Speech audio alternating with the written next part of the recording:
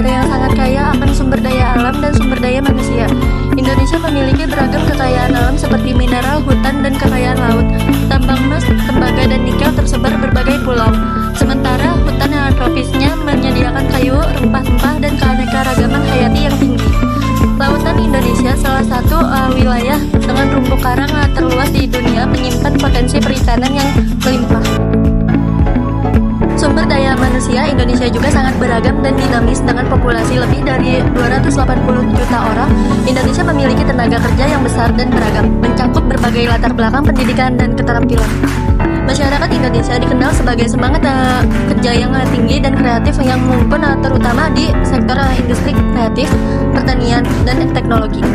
Kombinasi sumber daya alam yang melimpah dan SDM yang potensial menjadikan Indonesia memiliki peluang besar untuk pengembangan ekonomi berkelanjutan. Namun tantangan dalam pengelola dan pemanfaatan kedua sumber daya ini juga perlu dihadapi agar dapat memberikan manfaat maksimal bagi seluruh rakyat Indonesia.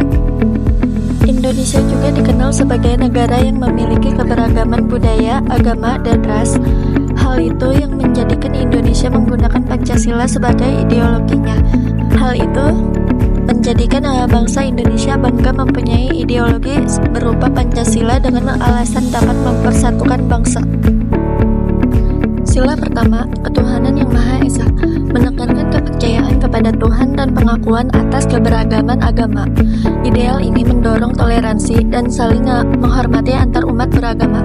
Berikut adalah contoh sila pertama.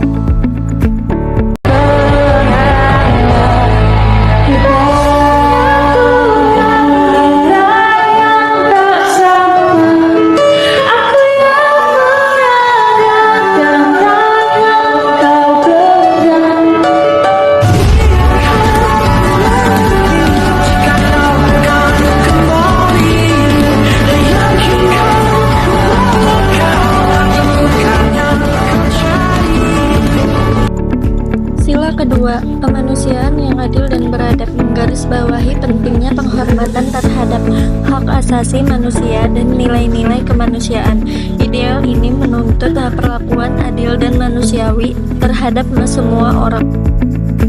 Sila ketiga, persatuan Indonesia, mengedepankan semangat kebangsaan dan persatuan di tengah keragaman suku, budaya, dan bahasa. Ideal ini mendorong rasa saling memiliki dan solidaritas antar warga negara.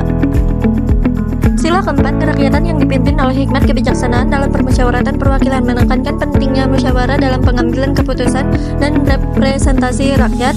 Ideal ini mencerminkan demokrasi yang berdasarkan pada prinsip-prinsip keadilan dan kebijaksanaan. Sila kelima, keadilan sosial bagi seluruh rakyat Indonesia, menggarisbawahi pentingnya pemerataan, kesejahteraan, dan keadilan sosial. Ideal ini menuntut upaya untuk mengurangi kesenjangan sosial dan ekonomi di masyarakat. Bagaimana kondisi Indonesia pada saat ini?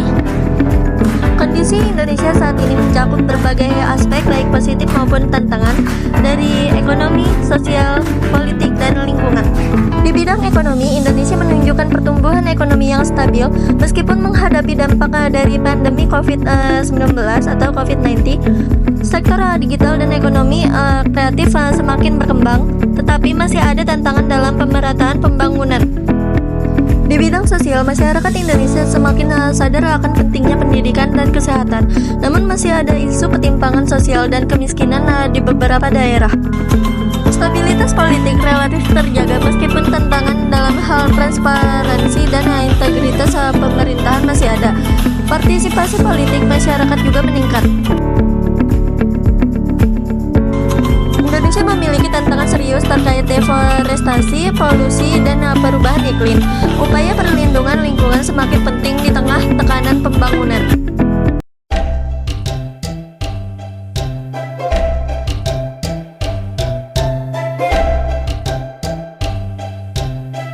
Hubungan Pancasila dengan sifat-sifat Rasulullah SAW dapat terlihat dalam setiap sila Pancasila yang mencerminkan ajaran moral dan etika yang dipegang teguh oleh Nabi Muhammad SAW.